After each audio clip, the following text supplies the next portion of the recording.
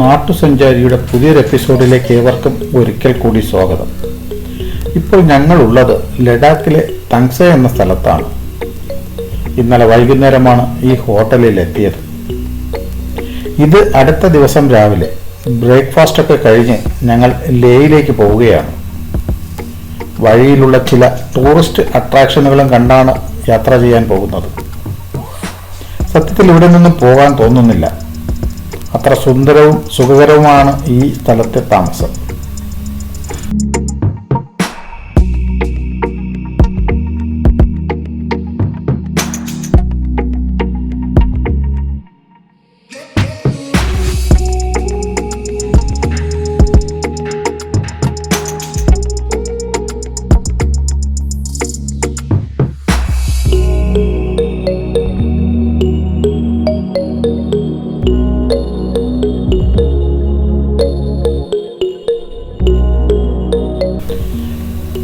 National highway 3 ഇന്നത്തെ യാത്ര, അതായത് ലേ മണാലി റോഡ്.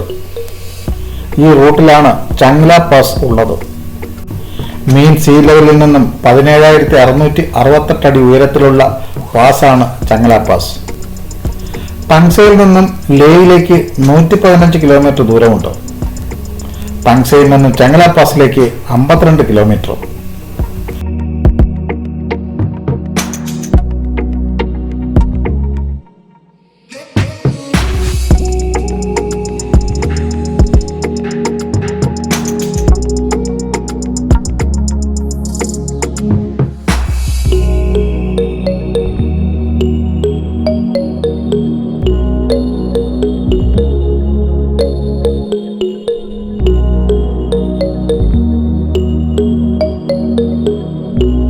കയറ്റം കയറിയാണ് യാത്ര. നല്ല റോഡാണെങ്കിലും സൂക്ഷിച്ചു മാത്രമേ വാഹനം ഓടിക്കാൻ കഴിയൂ. ഈ യാത്രയിൽ പല സ്ഥലത്തും വാട്ടർ ക്രോസിങ്ങുകളുണ്ട്. ചില സമയങ്ങളിൽ ഇത് ബൈക്ക് റൈഡേഴ്സിന് ബുദ്ധിമുട്ടുണ്ടാക്കാറുണ്ട്. അതൊഴിച്ചാൽ ഈ റോഡിലൂടെയുള്ള യാത്ര ഒരു അനുഭവം തന്നെയായിരിക്കും.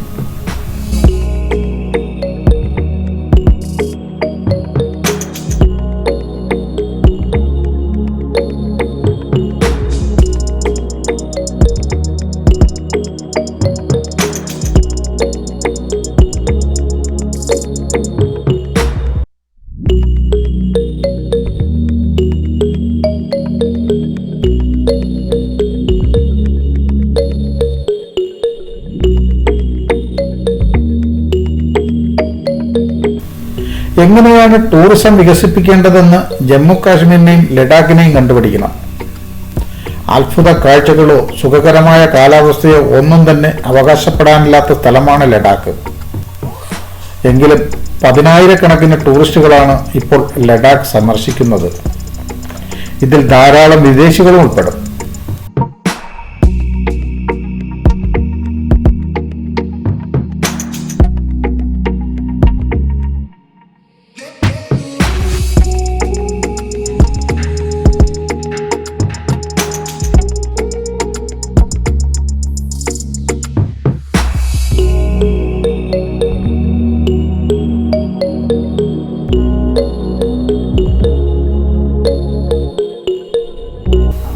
ഇവിടുത്തെ ഭൂപ്രകൃതിയും സമ്മറിൽ പോലും ഉണ്ടാകുന്ന മഞ്ഞും ഒക്കെയാവാം ആളുകളെ ഇവിടേക്ക് അട്രാക്ട് ചെയ്യുന്നത്.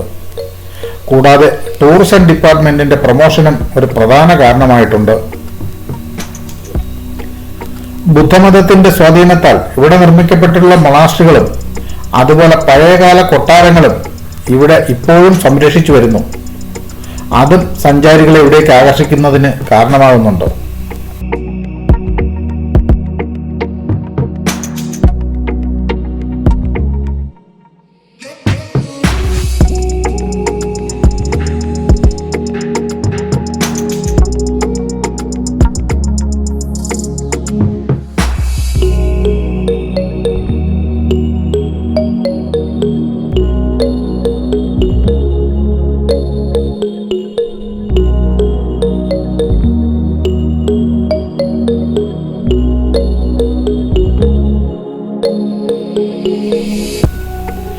എത്ര കണ്ടാലും മതിവരാത്ത കാഴ്ചകളാണ് ലഡാക്കിൽ എവിടെ നോക്കിയാലും ഉള്ളത്. എനിക്ക് തോന്നുന്നത് ലഡാക്കിന്റെ സമ്മർ കാഴ്ചകളാണ് വിന്ററിനേക്കാൾ മനോഹരമെന്നാണ്. വിന്ററിൽ കൊടും തണുപ്പും ഇക്കാണുന്ന മലകളെല്ലാം മഞ്ഞുമൂടിയുമാണ് ഉണ്ടാവുക. പുറമെ നോക്കിയാൽ എല്ലായിടത്തും ഒരേ നിറമായിരിക്കും ആ സമയം. കാഴ്ചകളും ഒന്നു തന്നെയാവും.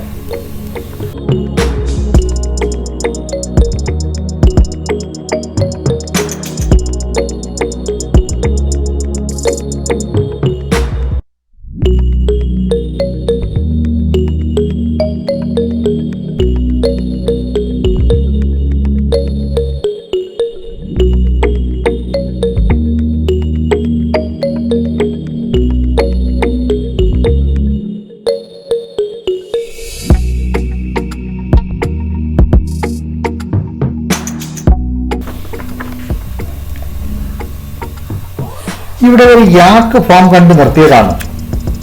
താഴ്വാരത്ത് യാക്കുകൾ മേഞ്ഞു നടക്കുന്നുണ്ട്. നൂറുകണക്കിന് യാക്കുകളുള്ള ഒരു ഫാമാണിത്. ഒരു തുറന്ന സ്ഥലത്ത് കല്ലുകൊണ്ട് നിർമ്മിച്ച മതിലിനുള്ളിലാണ് ഇവയെ പാർപ്പിച്ചിരിക്കുന്നത്. ഇതൊരു നോമാഡിക് ഫാമാണ്. അതുപോലെ ഇവിടെ ഒരു റെസ്റ്റോറന്റും ഉണ്ട്. ഈ കൂട്ടത്തിൽ കൂടുതൽ പെൺയാക്കുകളും കുട്ടികളുമാണുള്ളത്. അവയുടെ കൊമ്പ് കണ്ടാൽ ആണിനെയും പെണ്ണിനെയും തിരിച്ചറിയാൻ കഴിയും. ആണിന്റെ കൊമ്പ് നീളമുള്ളതും മുന്നിലേക്ക് വളഞ്ഞുള്ളതുമായിരിക്കും. ഇതിന് 48 സെന്റിമീറ്റർ മുതൽ 99 സെന്റിമീറ്റർ വരെ നീളവും ഉണ്ടാവും. എന്നാൽ പെൺയാക്കിന്റെ കൊമ്പ് സാമാന്യേന നേരെയുള്ളതും നീളം കുറഞ്ഞതുമാണ്. ഇവയുടെ കൊമ്പിന് 27 സെന്റിമീറ്റർ മുതൽ 64 സെന്റിമീറ്റർ വരെയാണ് നീളമുണ്ടാവുക. യാക്കുകളെ കൂടുതലായി കാണാൻ കഴിയുന്നത് ഹിമാലയൻ റീജിയനിലാണ്.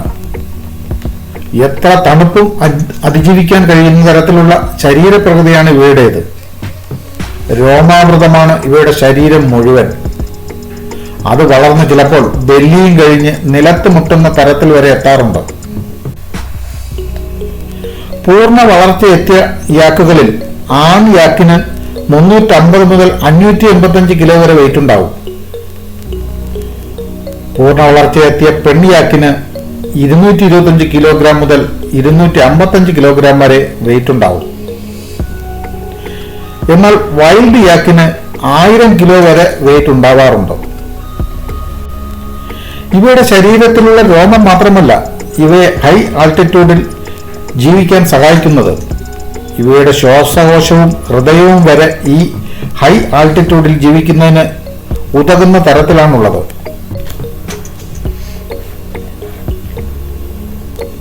യാക്കുകളുടെ രോമം കമ്പിളി വസ്ത്രങ്ങൾ നിർമ്മിക്കുന്നതിനും മാംസം ഭക്ഷിക്കുന്നതിനും ഉപയോഗിക്കുന്നുണ്ട്. ഇവയുടെ ചാണകം ടിബറ്റുകാർ കത്തിക്കുന്നതിനും ഉപയോഗിക്കുന്നു. വൃക്ഷങ്ങളില്ലാത്തതിനാൽ ടിബറ്റിലും ഇവിടെ ലഡാക്കിലെ പല പ്രദേശങ്ങളിലും വിറക് ലഭ്യമല്ല. അതിന് പരിഹാരമായി ഉണങ്ങിയ ചാണകമാണ് അവർ പാകം ചെയ്യുന്നതിനും വീട് ചൂടാക്കുന്നതിനും ഉപയോഗിക്കുന്നത്. ചുരുക്കി പറഞ്ഞാൽ യാക്കിൽ നിന്ന് ലഭിക്കുന്ന ഒന്നും തന്നെ ഉപയോഗപ്രദമല്ലാതായില്ല.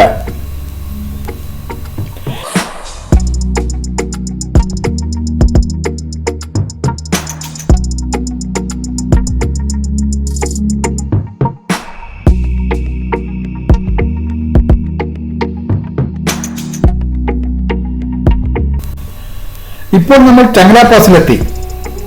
മീൻ സീ ലെവലിൽ നിന്നും 17,688 അടി ഉയരത്തിലാണ് ഈ പാസ് ഉള്ളത്. ലേയിൽ നിന്ന് ഇവിടേക്ക് 63 കിലോമീറ്റർ ഉണ്ട്. അൻസയിൽ നിന്ന് 52 കിലോമീറ്ററും. ചാങ് എന്നാൽ നോർത്തേൺ എന്നും ലാ എന്നാൽ പാസ് എന്നുമാണ് അർത്ഥം.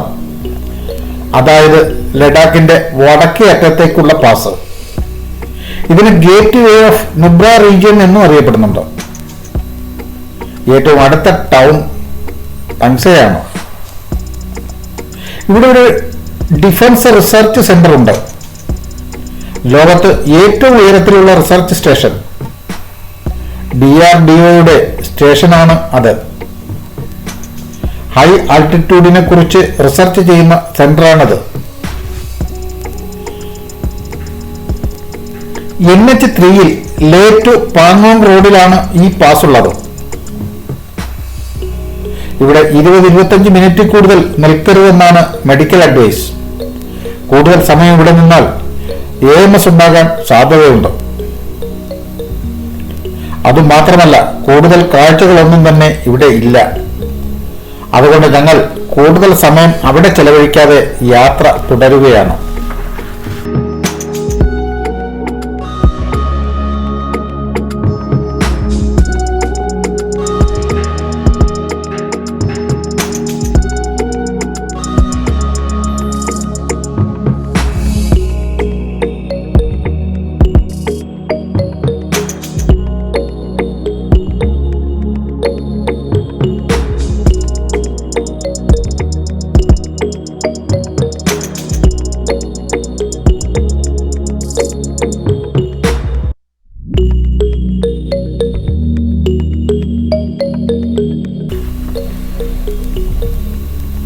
ഇവിടെ റോഡ് പണി നടക്കുന്നു.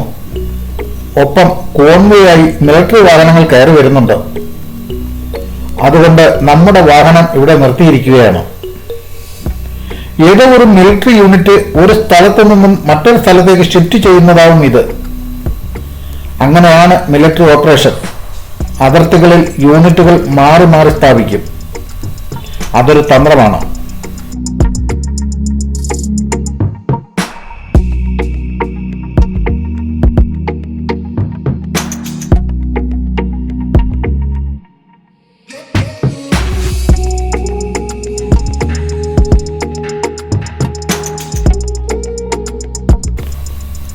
ഇവിടെ റോഡിൽ കല്ലുകൾ പാവുകയാണ്. ഇവിടുത്തെ കാലാവസ്ഥയ്ക്കും ടെറൈനും ടാർ റോഡ് അത്ര അനുയോജ്യമല്ല. വിന്ററിൽ മഞ്ഞു മൂടുന്ന ഈ റോഡുകൾ വിന്റർ കഴിയുമ്പോൾ ഡാമേജ് ആകും. അതുകൊണ്ട് വാട്ടർ ക്രോസിംഗ് ഉള്ള സ്ഥലങ്ങളിൽ മറ്റു തരത്തിലുള്ള റോഡുകളാണ് ഉണ്ടാക്കുന്നത്.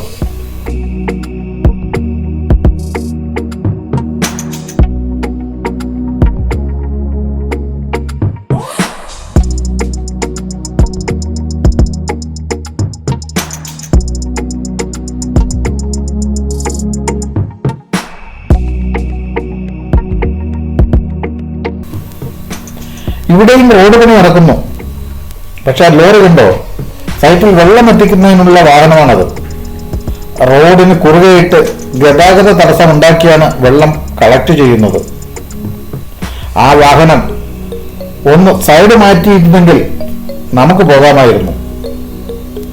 എന്നാൽ 20 മിനിറ്റ് കഴിഞ്ഞിട്ടും മാറ്റാതെ ആയപ്പോൾ ഞാൻ ഇറങ്ങി വഴക്കുണ്ടാക്കി. അതിനുശേഷമാണ് വാഹനം മാറ്റിത്തന്നത്. ഇത്തരം ജോലിക്കാരുമുണ്ട് BRIയുടെ കീഴിൽ.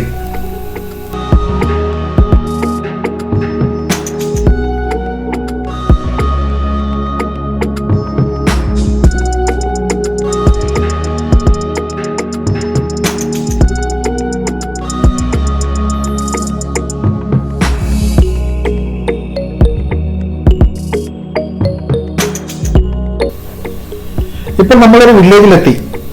സാമാന്യം വലുതും വികസിതവുമായ വില്ലേജാണ് ഇതെന്ന് തോന്നുന്നു. പേരറിയാൻ കഴിയുന്നില്ല. ബോർഡുകൾ ഒന്നും തന്നെ ഇല്ല. പിന്നെ റോഡിന് കുറുകെ BRIയുടെ ഒരു ബോർഡിൽ ഇവിടെ നിന്ന് കാരുവിലേക്ക് 10 കിലോമീറ്ററും ലേയിലേക്ക് 45 കിലോമീറ്ററും മണാലിക്ക് 470 കിലോമീറ്ററും കാർഗിലിലേക്ക് 479 കിലോമീറ്ററും എന്നെഴുതി വെച്ചിട്ടുണ്ട്. കാരുവിന് മുമ്പുള്ള ഏതോ ജനവാസ കേന്ദ്രമാണ് ഇവിടം. ഇവിടെ റോഡിന്റെ വശത്തായി സ്തൂപകൾ കാണുന്നുണ്ട്. പുരാതന കാലത്തെ സ്തൂപകളാണ് ഇത്. പുതിയ കാലത്തെ സ്തൂപകൾ ഈ രീതിയിലല്ല നിർമ്മിക്കുന്നത്.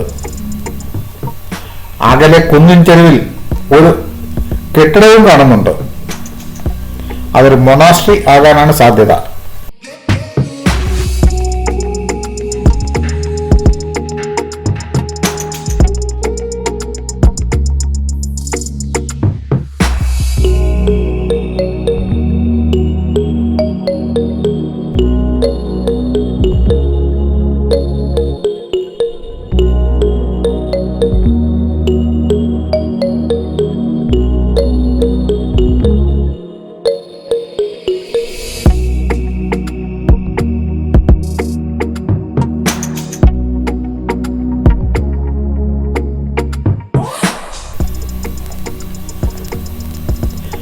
നമ്മളൊരു പട്ടണ പ്രദേശത്തിന്റെ ഔട്ടർ സ്കട്ടിൽ എത്തിയെന്ന് തോന്നുന്നു.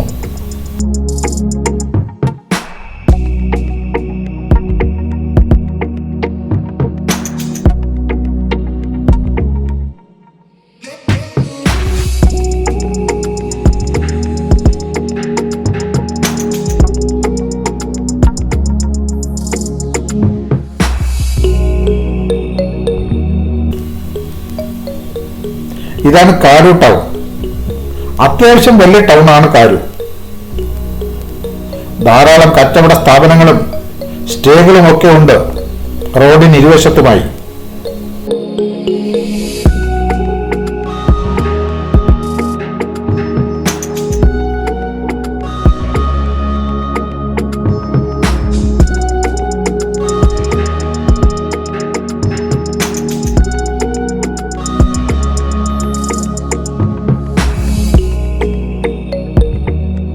ഒരു നദിയും ഒഴുകുന്നുണ്ട്. സിന്ധു നദി ആകാനാണ് സാധ്യത, അല്ലെങ്കിൽ അത് അതിന്റെ ഏതെങ്കിലും കൈവഴിയാവും.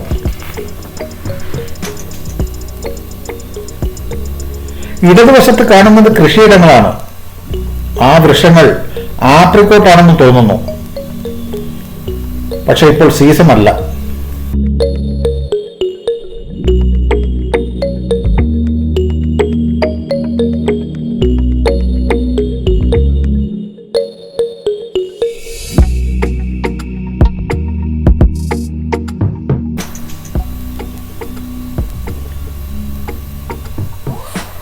ആ ഇടതുവശത്ത് കാണുന്നത് സോളാർ പാടമാണ്, ചെറിയൊരു വൈദ്യുത ഉൽപാദന കേന്ദ്രം.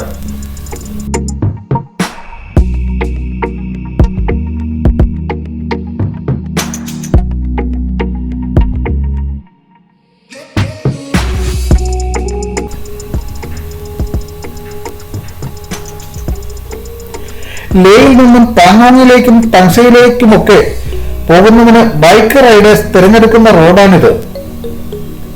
ഇടയ്ക്ക് റോഡ് പണി നടക്കുന്ന സ്ഥലത്ത് കുറച്ച് റോഡ് മോശമാണെങ്കിലും ബാക്കിയുള്ള ഭാഗം നല്ല റോഡാണ്.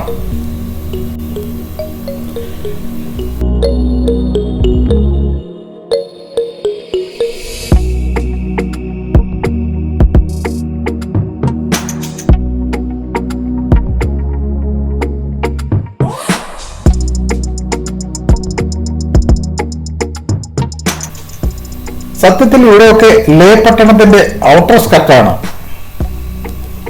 ലേ ടൗൺ ഭാഗത്തേക്കാൾ കുറച്ചുകൂടെ പച്ചപ്പും മറ്റും ഇവിടെ ഉണ്ട്. ലേ പട്ടണം കച്ചവട കേന്ദ്രമാണെങ്കിൽ ഇവിടെ റെസിഡൻഷ്യൽ ഏരിയ ആണെന്ന് തോന്നുന്നു.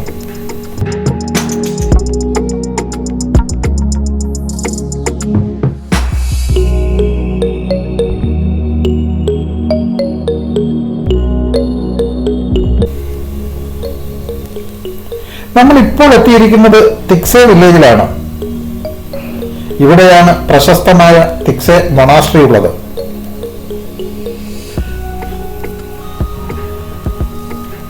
ഇവിടെ അത്യാവശ്യം വലിയൊരു പട്ടണമാണ്. പട്ടണപ്രദേശം എന്ന് പറയുമ്പോൾ ലഡാക്കിലെ പട്ടണപ്രദേശം എന്ന് ഓർക്കണം. മറ്റ് സംസ്ഥാനങ്ങളിലുള്ള പട്ടണങ്ങളുമായി ഒരിക്കലും കമ്പയർ ചെയ്യരുത്. അങ്ങനെ നോക്കിയാൽ ഇതൊരു ഗ്രാമപ്രദേശം പോലും ആകില്ല. ആ കാണുന്നതാണ് തിക്സെ മൊണാസ്ട്രി. അവിടേക്കുള്ള റോഡിന്റെ തുടക്കത്തിൽ തന്നെ ഒരു ഗംഭീര പ്രവേശന കവാടമുണ്ട്. വലിയ പൊക്കത്തിലും ധാരാളം കൊത്തുപണികളും ഒക്കെ ഉള്ള ഒരു ഗംഭീര പ്രവേശന കവാടം. ഭംഗിയായി പെയിന്റ് ചെയ്ത് മനോഹരമാക്കിയിട്ടുണ്ട്. ഗേറ്റ് കഴിഞ്ഞാൽ ഉടൻ ഒരു പാർക്കിംഗ് പ്ലേസ് ആണ്. വലിയ വാഹനങ്ങൾ അകത്തേക്ക് കടത്തിവിടില്ല എന്ന് തോന്നുന്നു. എന്തായാലും കാറുകൾ അകത്തേക്ക് കടന്നു പോകുന്നുണ്ട്. മൊണാസ്ട്രി ബാക്ക്ഗ്രൗണ്ട് ആക്കി ഫോട്ടോ എടുക്കാൻ പറ്റിയ സ്ഥലം. ഇവിടെ എത്തുന്ന എല്ലാ സഞ്ചാരികളും ഇവിടെ നിന്ന് ഫോട്ടോ എടുത്ത ശേഷമാണ് മുകളിലേക്ക് കയറുന്നത്. ഈ സ്തൂപകൾ കണ്ടാൽ അറിയാം ഇതിന്റെ പഴക്കം.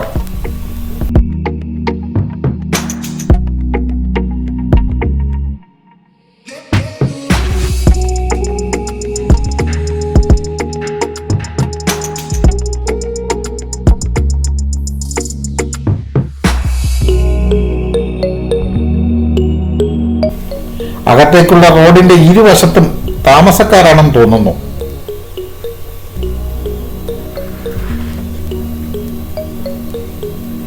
മൊണാസ്ട്രിയുടെ മതിൽ തന്നെ ഒരു പ്രത്യേക രീതിയിലാണ് നിർമ്മിച്ചിരിക്കുന്നത്.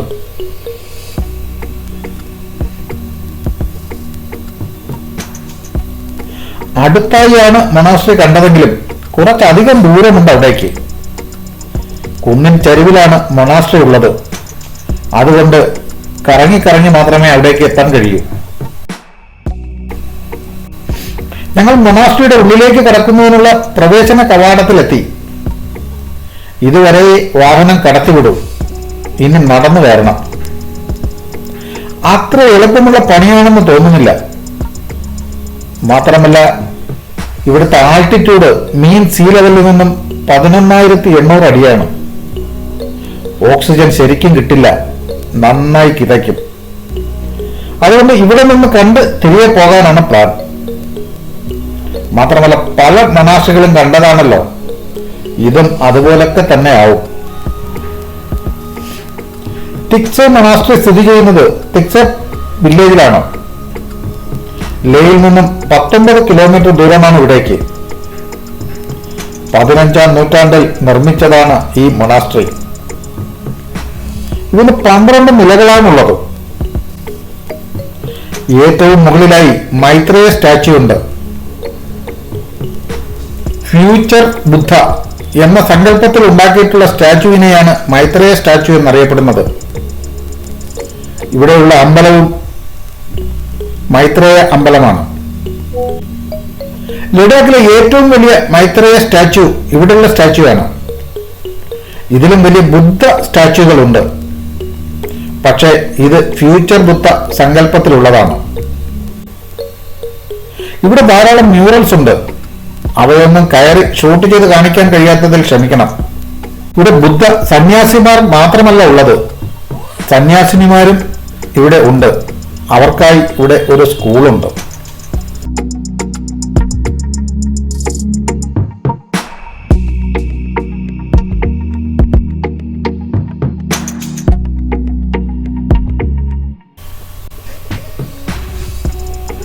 താഴെ നിന്നും മൊണാസ്ട്രിയും മറ്റും കണ്ട് തിരികെ പോവുകയാണ്. ഇനി നമ്മൾ പോകുന്നത് 3 ഇഡിയറ്റ്സ് എന്ന സിനിമ കാരണം പ്രശസ്തമായ ഒരു സ്കൂളിലേക്കാണ്.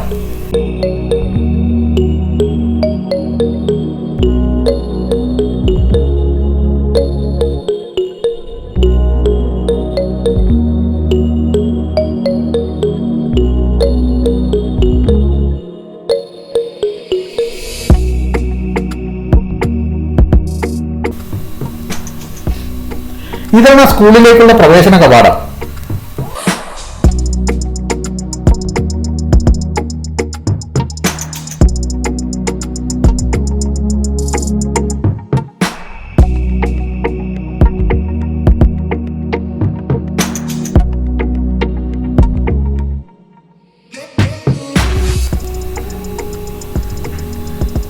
നമ്മൾ റാങ്കോ സ്കൂളിലെത്തി. ഇതൊരു ബുദ്ധിസ്റ്റ് കൾച്ചറൽ സ്കൂളാണ്.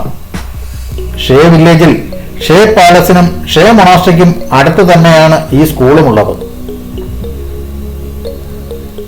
ഇവിടെ ഉള്ള ബോർഡിൽ ഇതൊരു സ്കൂളാണെന്നും മറ്റും സഞ്ചാരികളെ ഓർമ്മപ്പെടുത്തുന്നുണ്ട്. അതിന് കാരണമുണ്ട്. 3 ഇഡിയറ്റ്സ് എന്ന സിനിമ കണ്ടിട്ടുള്ളവർക്കറിയാം, ക്ലൈമാക്സിൽ ഈ സ്കൂളിൽ വെച്ചുള്ള പല ഇൻസിഡൻസും ആ സിനിമയിലുണ്ട്. അതിൽ ചിന്തിപ്പിക്കുന്നതും രസിപ്പിക്കുന്നതുമായ സീനുകളുണ്ട്. അതിലെ കോമഡി സീൻ ഇവിടെ വരുന്ന സഞ്ചാരികൾ അനുകരിച്ച് ഫോട്ടോ എടുക്കുന്നുണ്ടായിരുന്നു. അത് നിയന്ത്രിക്കാനാണ് ഇവിടെ ഇങ്ങനെ ഒരു ഓർമ്മപ്പെടുത്തൽ വേണ്ടി വന്നത്. 2008 ആ സിനിമ ഇവിടെ ഷൂട്ട് ചെയ്തത്. 2009 റിലീസാവുകയും അത് വമ്പൻ ഹിറ്റാവുകയും ചെയ്തതോടുകൂടി ഈ സ്കൂളും പ്രശസ്തമായി.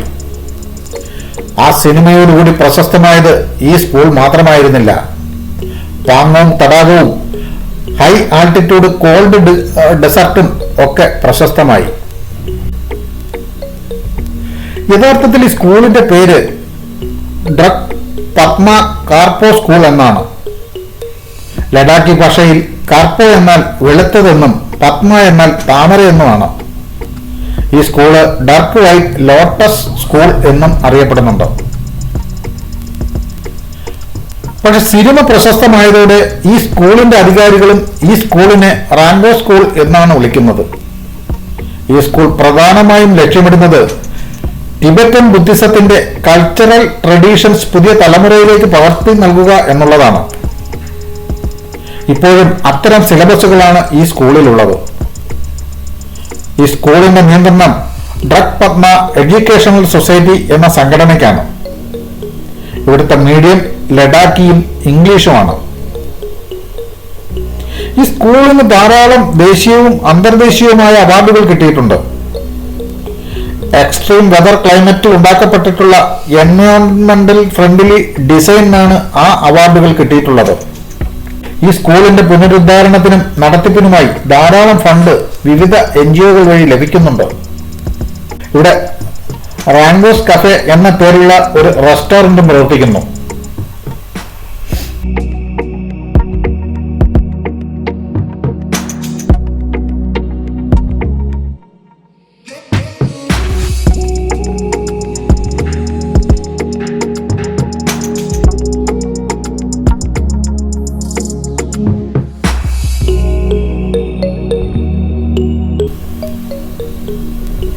ത്രീ ഇഡിയറ്റ് സിനിമ കണ്ടവർക്ക് ആ ഭാഗം മറക്കാൻ കഴിയില്ല.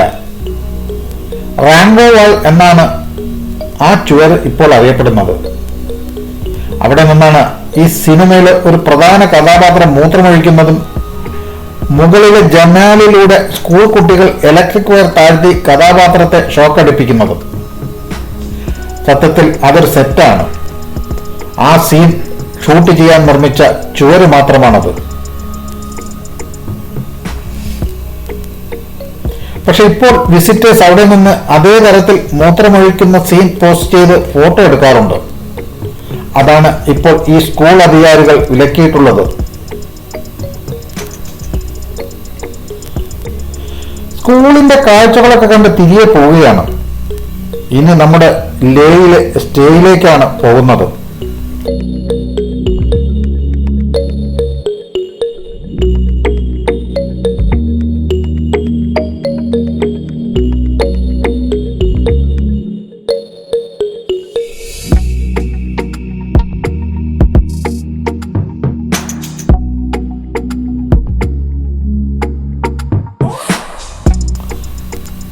അവിടെ നിന്നും 2 ദിവസം മുമ്പ് നുബ്രയിലേക്ക് തിരിക്കുമ്പോൾ കുറച്ച് അത്യാവശ്യ സാധനങ്ങൾ മാത്രമേ ഞങ്ങൾ എടുത്തിരുന്നുള്ളൂ.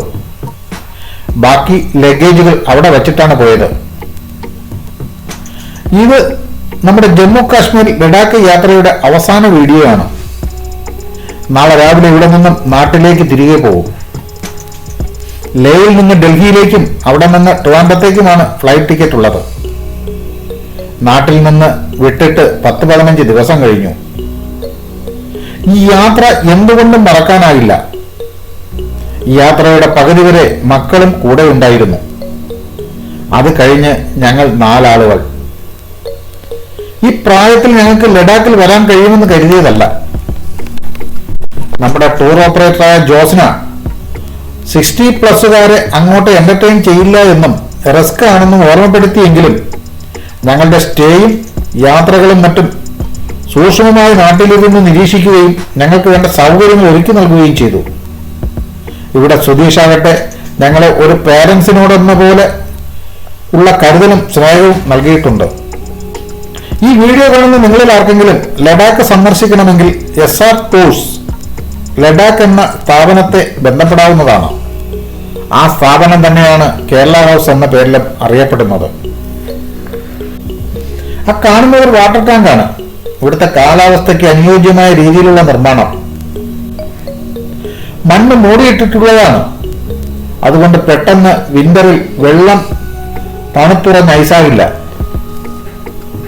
ഇത് ഉച്ചഭക്ഷണത്തിനായി നമ്മൾ മുമ്പ് വന്ന ഹോട്ടലിൽ വീണ്ടും വന്നപ്പോൾ വഴിയിൽ കടയിൽ കണ്ട ആന്റിക്കുകളാണ്. അത് നിങ്ങളെയും കാണിക്കാമെന്ന് വിചാരിച്ചു. ഇതോടുകൂടി ഈ എപ്പിസോഡും ഈ സീരീസും ഇവിടെ അവസാനിക്കുന്നു. അടുത്തത് യൂറോപ്പ് സീരീസാണ്. യൂറോപ്പിന്റെ കാഴ്ചകൾ കാണുന്നതിന് മുമ്പ് ഈ ചാനൽ ഇതുവരെയും സബ്സ്ക്രൈബ് ചെയ്തിട്ടില്ലാത്തവർ ദയവായി സബ്സ്ക്രൈബ് ചെയ്യുക. ആ ബെല്ലൈക്കൺ എനേബിൾ ചെയ്താൽ നമ്മുടെ വീഡിയോസ് നിങ്ങൾക്ക് നോട്ടിഫിക്കേഷനായി ലഭിക്കും. ഈ വീഡിയോ ഇഷ്ടമായാൽ ലൈക്ക് ചെയ്യാനും മറ്റുള്ളവർക്ക് ഷെയർ ചെയ്യാനും മറക്കല്ലേ. അഭിപ്രായങ്ങൾ കമന്റ് ബോക്സിൽ രേഖപ്പെടുത്താവുന്നതാണ്. നമ്മുടെ വീഡിയോ ആഴ്ചയിൽ 2 ദിവസം ഉണ്ടാകും, ബുധനും ശനിയും. അടുത്ത എപ്പിസോഡ് വരെയും ഗുഡ് ബൈ.